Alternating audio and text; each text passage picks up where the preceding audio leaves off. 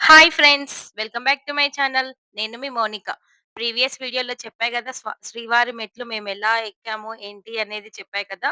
ఎన్ని మెట్ల వరకు నా పసుపు, కుంకుమ, గంధం వచ్చిందో, ఆ నామాలు ఎన్ని మెట్ల వరకు నేను పెట్టగలిగానో ఇక్కడైతే మీకు చూపిస్తాను. ఆ శ్రీవారి మెట్ల కోసమైతే నేను పసుపు, కుంకుమ, గంధం ఇంటి దగ్గర నుంచే తీసుకెళ్ళాను.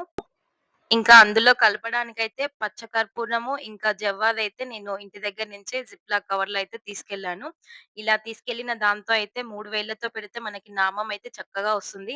అలా అయితే నేను పెట్టుకుంటూ అయితే వచ్చాను. నావైతే 749 స్టెప్స్ వరకైతే వచ్చింది. అది అయిపోయిన తర్వాతయితే ఇంకా బౌల్ నేను తీసుకెళ్ళిన బ్యాగ్‌లో ఏసేసుకొని ఇంకా మేమైతే పైకి వెళ్తున్నాము.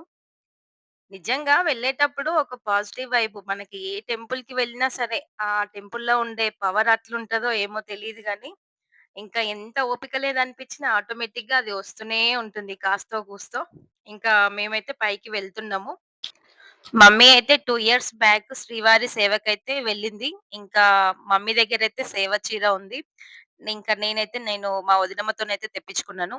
ఇక్కడైతే మేమైతే శ్రీవారి మెట్లయితే సేవా చీరలతో వెళ్ళాలి అనైతే అనుకున్నాము. ఇంకా అలానే ప్లాన్ చేసుకొనైతే పైకి వెళ్తున్నాము.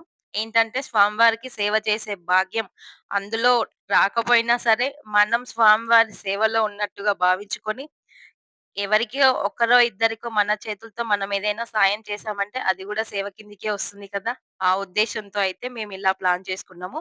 ఇంకా ఫైనల్లీ పై దగ్గరికి రాగానైతే మేము 3 నామాలు 7 సార్లయితే పెట్టాను. ఎందుకంటే 7 కొండలు గదా! అందుకైతే 7 సార్లయితే పెట్టాను. ఇంకా మా వాళ్ళందరితో అయితే 3 నామాలయితే పెట్టిచ్చాము. ఇప్పటితో మా వీడియో ఎండ్ చేస్తున్నాను. నెక్స్ట్ వీడియోలో కలుద్దాం. Bye friends. Thanks for watching. For more